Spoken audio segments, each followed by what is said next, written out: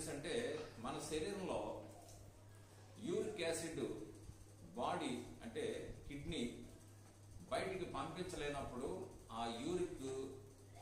ఈ uric acid అనేది మన శరీర భాగంలో డిపాజిట్ అయిపోతుంది.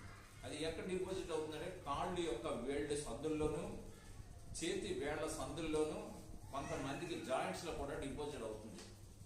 దీన్ని బయటికి పంపించకపోవడం వల్ల అక్కడ ఈ జాయింట్స్ లో క్రిస్టల్ జెల్స్ అంటే మన ఉప్పు కళ్ళు ఎలా ఉంటాయి అలాగ ఫామ్ అవ్వి వీళ్ళు నడవడానికి హంస నడుస్తుంది కదా, హంస నడకలకు కూడా ఉండదు, వీళ్ళకి చాలా దారుణంగా నడుస్తారు. కాబట్టి గౌట్ ఆర్థరైటిస్ కి ఇది డ్రగ్ అనేది లేదు.